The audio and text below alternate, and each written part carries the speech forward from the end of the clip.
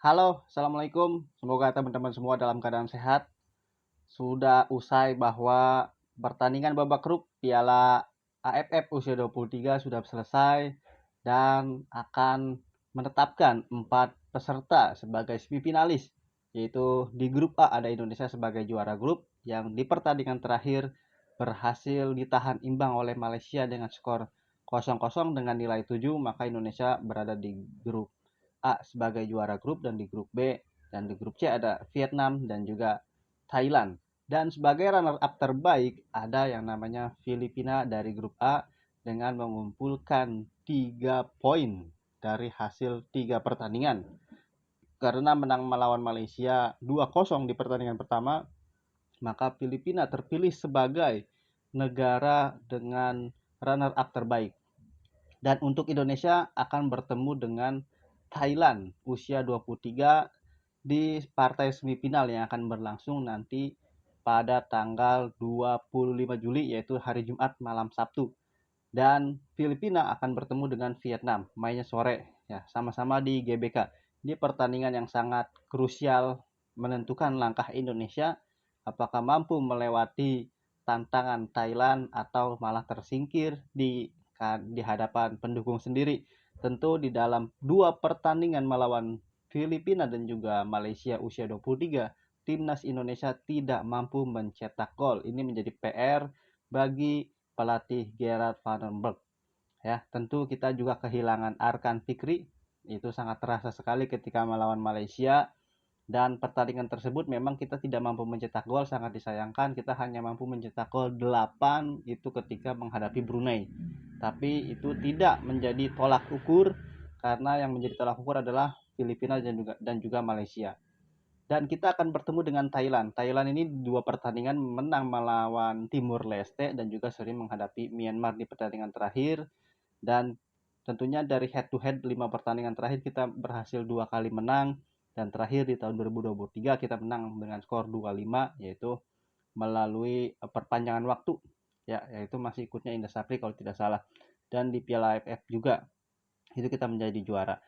Dan memang di usia muda Thailand sedikit berbeda dengan timnas senior. Tentunya timnas muda tidak segarang timnas senior, tetapi patut diwaspadai. Memang Thailand pun bukan negara sembarangan di sepak bolanya. Dari usia dini sampai ke tim senior, mereka mampu bersaing, terutama di Asia Tenggara ini.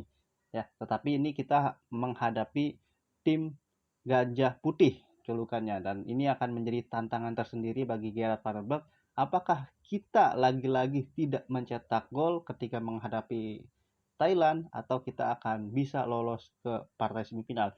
Nanti teman-teman silahkan masukin pendapatnya di kolom komentar. Kalau menurut saya memang Indonesia akan tetap kesulitan karena kita kehilangan Arkan Fikri, dan mudah-mudahan nanti bisa sembuh dan juga bisa dimainkan. Tetapi sangat sulit untuk dimainkan karena memang posisi Arkan Fikri ini sedang cedera.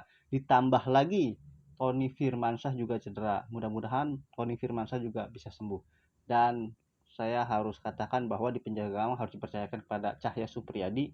Di tengah juga sudah bagus Kakang Rudian, di back tengah Kakang Rudianto dan juga Kadek Arel sebagai kapten. Di kanan ada Enzi Buffon, di kiri juga ada Doni Tripamungkas. Itu sudah pemain lini belakang yang satu setel lah ya. Jangan dirubah-rubah ketika menghadapi Thailand ini, pertandingan krusial sekali. Lalu di tengah nanti ada, karena akan Fikri tidak ada di sana, mungkin ada Robby Darwish yang bisa mobile ya, dengan napas kuda. Napas kuda, tapi memang feelingnya, instingnya tidak seperti Arkan Fikri. Nanti juga bisa dicoba di sayap kiri, mungkin Arjuna boleh digantilah, atau sayap kanan nanti bisa dimainkan Yardan Yafi mungkin seperti itu, atau juga Jens Reven dicadangkan. Hoki Caraka terlebih dahulu yang dimainkan, baru di babak kedua Jens Reven itu bisa dimainkan sebagai opsi dari penyerangan timnas usia 23. Dan lawan ini tentu mengukur betapa kekuatan kita nanti jelang menghadapi kualifikasi Piala Asia usia 23 yang tetap akan dilatih oleh Gerard Van den Berg. Kalau kita menghadapi Vietnam dan Filipina dan juga Malaysia aja kita nggak bisa mencetak gol, bagaimana nanti ketika kita di kualifikasi Piala Asia menghadapi Korea Selatan, ya, menghadapi tim-tim yang kualitasnya lebih. Ya, Korea Selatan ini kita tahu sendiri negara yang sangat mumpuni, bahkan selalu lolos Asia maupun dunia, dan kita harus menghadapi itu, menghadapi Korea Selatan sebagai acuan. Maka kita harus menjadi juara di Piala AFF ini dengan mengalahkan Thailand. Langkah awal kita, ujian pertama kita, apakah kita mampu mencetak gol dan mampu memenangkan pertandingan atau tidak. Karena kalau kita tidak mampu mencetak gol, maka kita jangan sampai kejebolan, biar supaya nanti pertandingannya sampai ke babak adu penalti. Tetapi ini juga ujian buat lini pertahanan kita yang digalang oleh Kadek Arel dan juga Kakang Rudianto, serta penjaga gawang Cahya Supriyadi. Apakah mampu mencetak clean sheet lagi atau tidak?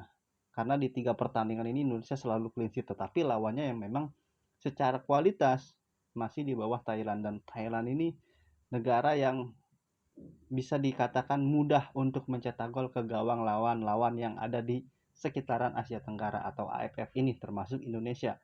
Sangat mudah, tapi kita juga harus bisa memanfaatkan nanti serangan balik nantinya, ya, ketika kita mendapatkan kesempatan itu. Dan itu ketika pertandingan menghadapi Malaysia itu kita coba, namun kita gagal ketika Jan Schraven sedikit terlambat memberikan umpan, ya, lalu sudah disodor terlebih dahulu oleh pemain Malaysia.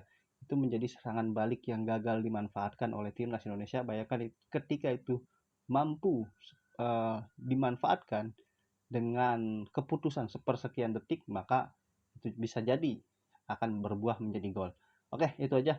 Mungkin sekian dari saya. Apabila teman-teman ada pendapat mengenai Indonesia menghadapi Thailand usia 23, silakan tulis di kolom komentar.